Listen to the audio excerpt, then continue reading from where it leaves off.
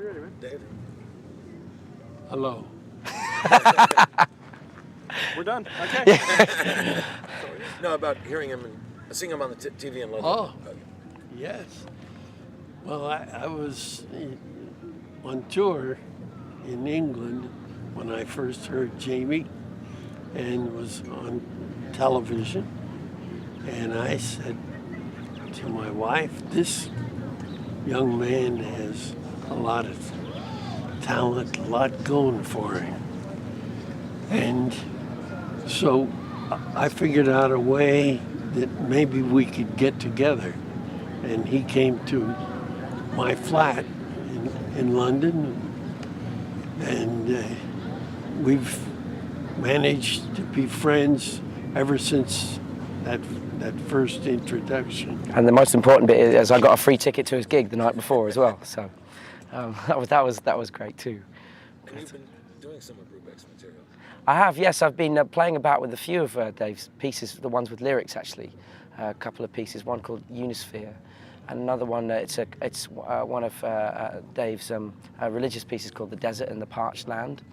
And I haven't found a way into them yet because they're so complex and interesting. I'm trying to find a way to do them. I'm going to try and record them. So, and Dave gave me some of his music. So, and actually, Dave was one of the first jazz musicians I heard when I was very young. I remember my dad playing Time Out in the car. I was like, Dad, what's this? You know, I was about 8 years old. So it was really my first, really my first introduction to jazz. A lot of us. Yeah, and he's a pop star as well. You see, he had a chart hit, and he's a jazz musician. I'd like to do that too. And you close every set with Take 5. Usually, yeah. They nearly didn't let you today. You know, if you want to live, you'd better. Maybe I should close my sets with Take 5. You'll find your own Take 5. Yes, I hope one day. All right, well, you have to run. I want to ask him a couple more questions, Okay. but I think the time hawks are on you. Okay, Dave. I hope you don't get caught by the hurricane. See you next. That get more tunes like that. Got it. And that opening that was so into the crowd and everything, that was great. You sounded wonderful. Thank you, Dave. Thank you so much. That means a lot. It really means a lot. Thanks a lot. See you soon. Thanks, Jake. Wow. Thank you. Okay. Excuse me. Did someone pinch me? Of course, this is going to be the theme of the television show. Aside from highlights from the sets, is it's the 50th anniversary. And when I joined Atlantic Records, one of the first assignments I had was to mix and sequence an album, which you titled "The Last Set at Newport." And so they're not going to hear my question, but can you just talk a little bit about that?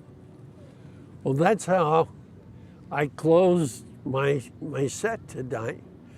I played Blues for Newport, which is on that album, The Last Set at Newport. And that set was the night of the riot, which that's why it's called The Last Set at Newport. And it really closed down the Newport Festival for years because of the riot. Thank goodness we're all back here now. And even in a more beautiful spot than it ever was. Yeah. What was the first year you played Newport? I think 55. Can we start with saying the Yeah, first year? you have to, the first year I played Newport. I don't exist.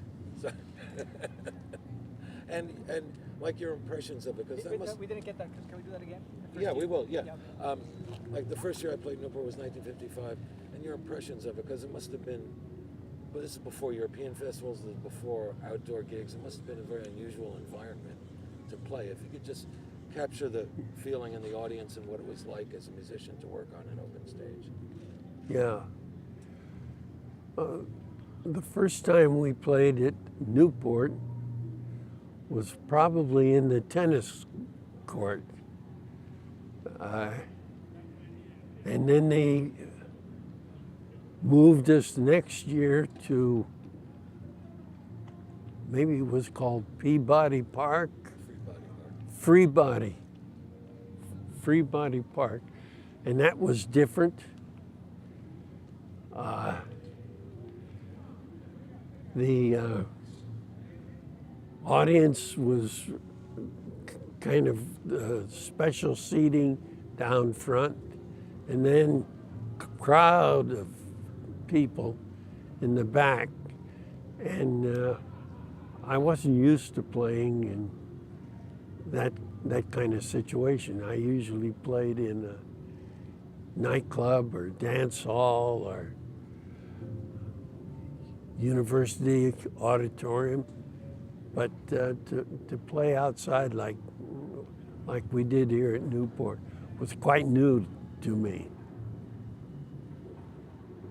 And what all the years and all the changes of venue and stuff, what makes Newport like a special experience? Well, it's like old home week. It's just But Newport's special because you see guys you haven't seen maybe since the last Newport or the last festival. And it's like getting together with a huge family of friends. And George and Joyce Ween and Charlie Bourgeois, these are some of my closest friends. And all the rest of the people that have come along since Newport started, and to see the young blood that's going to replace us older ones as time goes by, it's a great relief to me to see people devoted to jazz that are young, that are going to carry on. And that's important. Great. That's it for me. Is there anything else you want to say? Or? No. Okay.